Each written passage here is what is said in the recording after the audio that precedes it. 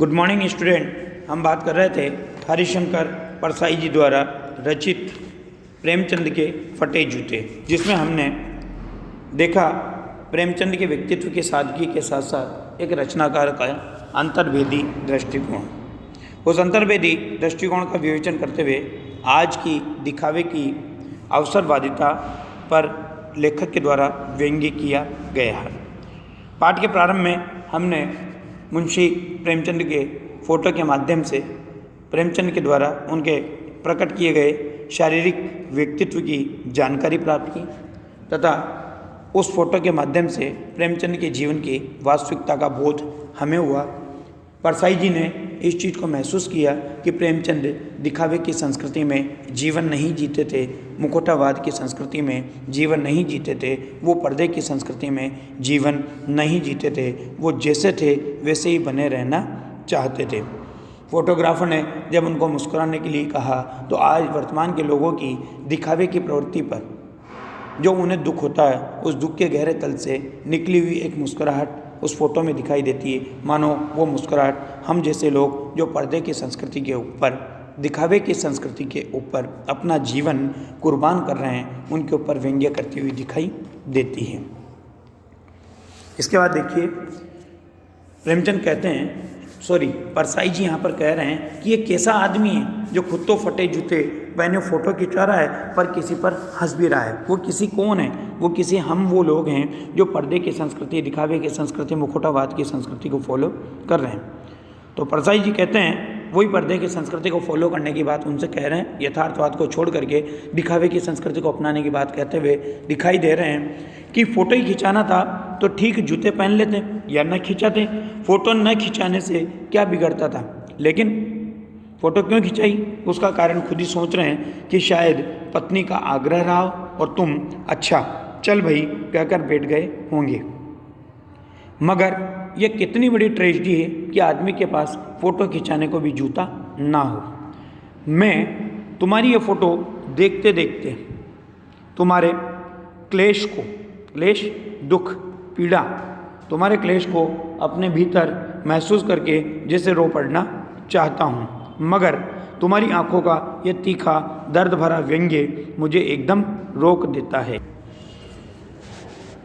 परसाई जी कहते हैं कि फ़ोटो ही खिंचाना था तो ठीक जूते पहन लेते या न खिंचाते। फ़ोटो न खिंचाने से क्या बिगड़ता था, परंतु कारण का अनुमान लगाते हुए कहते हैं कि शायद पत्नी का आग्रह रहा हो और तुमने ये कहा हो कि अच्छा चल भाई कहकर बैठ गए होंगे।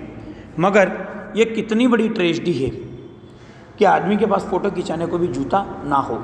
ये उस और संकेत है जो यथार्थ आदमी जीवन जीता है, वो अगर हो तो भी दिखावा नहीं करता, वो जैसी वास्तविकता में होता है वैसा ही अपने आप को प्रदर्शित करना चाहता है। खिंचाने को भी जूता ना हो। मैं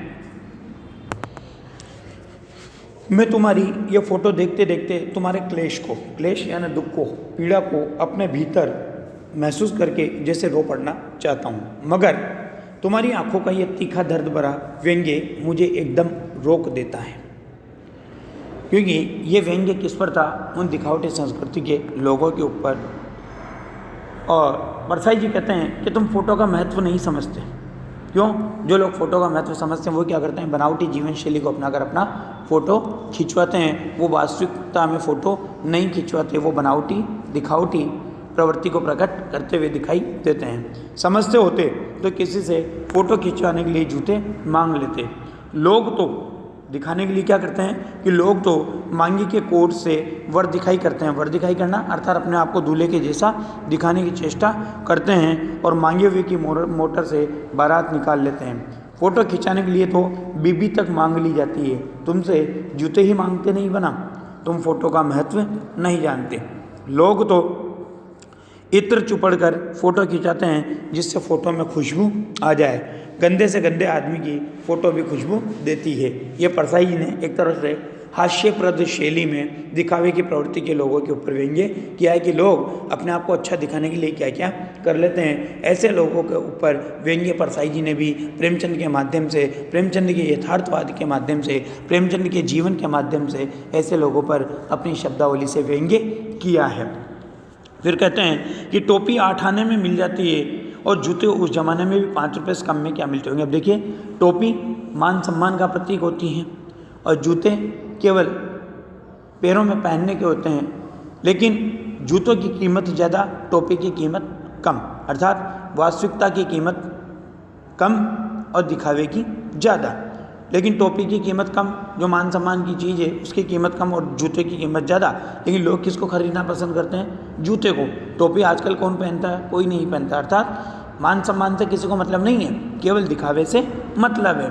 तो क्या कहा कि टोपी 8 आने में मिल जाती है और जूते उस ज़माने में भी 5 रुपये से कम में क्या मिलते होंगे। जूता हमेशा टोपी से कीमती रहा है। अब तो जूते की कीमत और बढ़ गई है और एक जूते पर 2500 टोपियाँ न्योछावर हो जाती है। अंडरलाइन करना, एक जूतों पर 2500 टोपियाँ न्योछावर होने का मतलब है कि दिखावे के लिए लोग कितनी बार अपना सम्मान गिरवी रखना पड़े, कितनी बार अपना सम्मान खोना पड़े, उसको भी खो देते हैं, नष्ट कर देते हैं। तुम भी जूते और टोपी के आनुपातिक मूल्य के मारे हो, अर्थात तुमने जूते को महत्व नहीं दिया और टोपी को महत्व दिया। यह विडंबना मुझे इतनी तीव्रता से, विडंबना समस्या इतनी तीव्रता से पहले कभी नहीं चुभी जितनी आज चुभ रही है जब मैं तुम्हारा फटा जूता देख रहा हूँ। अब ये पीड़ा क्यों चुभी? क्योंकि इतना बड़ा महान कथाकार, उपन्यास सम्राट, युग प्रवर्तक, जाने क्या क्या कहलाता था, परंतु उसके पास पहनने को एक जूता नहीं था। कि जब मैं तुम्हारा फटा जूता देख रहा हूँ, तुम महान कथाकार हो, उपन्यास सम्राट हो, युग प्रवर्तक हो, जाने क्या क्या कहलाते थे, मगर फोटो में भी तुम्हारा जूता फटा हुआ है। क्यों फटा हुआ है? क्योंकि तुमने दिखावा नहीं किया। मेरा जूता भी कोई अच्छा नहीं है। अब ये अपनी दिखावे की प्रवृत्ति के बारे में बता रहा है कि मैं भी उस दिखावे की प्रवृत्ति का प्रतिनिधित्व करने वाले लोगों में से ही एक हूँ। यूँ ऊपर से अच्छा दिखता है, अंगुली बाहर नहीं निकलती, पर अंगूठे के नीचे से तला फट गया है। अंगूठे के नीचे से तला फटने का मतलब है वजूद खत्म हो जाना, अस्तित्व खत्म हो जाना, जमीन खत्म हो जाना। और मानव जीवन के दृष्टिकोण से देखें तो सांस्कृतिक मूल्य, जीवन मूल्यों का नष्ट हो जाना और आदमी केवल दिखावे की ओर अग्रसर हो जाना। अंगूठा जमीन से घिसता है और पीनी मिट्टी पर कभी रगड़ खाकर लहूलुहान भी हो जाता है। पूरा तला गिर जाएगा, पूरा पंजा छिल जाएगा, मगर अंगुली बाहर नहीं दिखेगी, क्योंकि इस दिखावे से वास्तविकता बाहर नहीं आएगी। तुम्हारी अंगुलियां दिखती है पर तुम्हारा पाँव सुरक्षित है, क्योंकि तुम्हारे मूल्य आज भी तुम्हारे में है, तुम्हारी वास्तविकता आज भी तुम्हारे में है, तुम्हारे सांस्कृतिक और जीवन मूल्य तुम्हारे धरोहर है जिन्होंने तुम्हें सुरक्षित कर रखा है, तुम्हारे वजूद को, तुम्हारे अस्तित्व को जिंदा बनाए रखा है। मेरी अंगुली ढकी है पर पंजा नीचे से घिस रहा है। तुम पर्दे का महत्व ही नहीं जानते और हम पर्दे पर कुर्बान हो रहे। अंडरलाइन करना, पर्दे का महत्व नहीं जानने का मतलब है दिखावे का महत्व नहीं जानना, और पर्दे पर कुर्बान होने का मतलब है दिखावे पर अपने आप को कुर्बान कर देना। तो कह रहा है कि ये मेरे साहित्यिक पुरखे है मुंशी प्रेमचंद, तुम पर्दे का महत्व नहीं जानते, अर्थात तुम दिखावे का महत्व नहीं जानते कि आज की दुनिया जो देखती है वही अनुभूत करती है, उसे ही सच्चा मानती है। तुम दिखावे को नहीं जानते, इसलिए तुम वास्तविकता में जीवन जी रहे हो, और हम क्या कर रहे हैं? वास्तविकता को छोड़कर हम दिखावे के पीछे अपने जीवन को नष्ट कर रहे हैं। धन्यवाद। बाकी आगे की क्लास में।